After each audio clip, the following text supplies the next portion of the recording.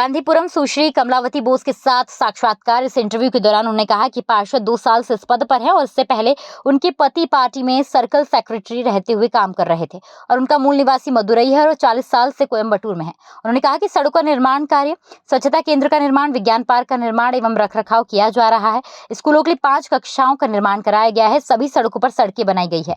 लोगों की पानी की समस्याओं को दूर किया गया और कई अन्य मांगे भी पूरी हुई है।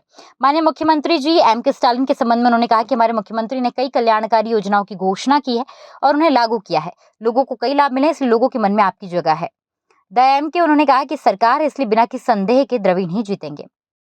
இந்த ஏரியாவோட கவுன்சிலராக இருக்கு. 68வது வார்டு கவுன்சிலரா இருக்கு. எவ்வளவு வருஷமா இந்த கவுன்சிலர் பதவியில இருக்கீங்க மேம்? ஒரு 2 வருஷம். இந்த 2 வருஷத்துக்கு முன்னாடி நீங்க என்னவா இருந்தீங்க?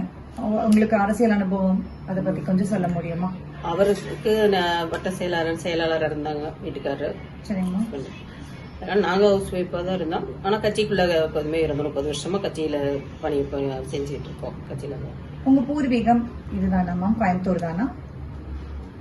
சொந்த ஊரு சொந்த ஊரும் மதுரை பக்கம்.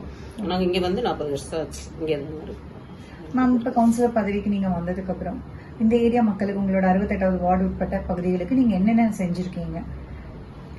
நாங்க வந்ததுக்கு பின்னாடி நிறைய இது ஃபர்ஸ்ட் வந்த உடனே மாநகராட்சியில் இந்த ரோடுகள்லாம் தூர்வாரி சாலைகள்லாம் பண்ணிப்பட்டுருக்கோம். சுகாதார கழிப்பறைகள் அண்ணா நகர், காந்தி நகர் பக்கங்கள்லாம் ரொம்ப மோசமாக இருந்தது. அந்த சைடுகள்லாம் சரி பண்ணியிருக்கிறோம். சுகாதார மையம் கட்டி ஓப்பன் பண்ணியிருக்கிறோம். அடுத்து அறிவியல் பூங்கா கட்டி ரொம்ப நாளாக எல்லாமே பாரடைஞ்சு ரொம்ப ஏதாவது டேமேஜாக இருந்தது. அதெல்லாம் புதுப்பிச்சு இப்போ நல்லா இருக்கோம்.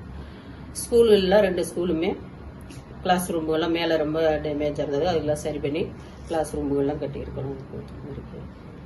ரோடு எல்லா சாலையிலும் ரோடு போட்டிருக்கிறோம்.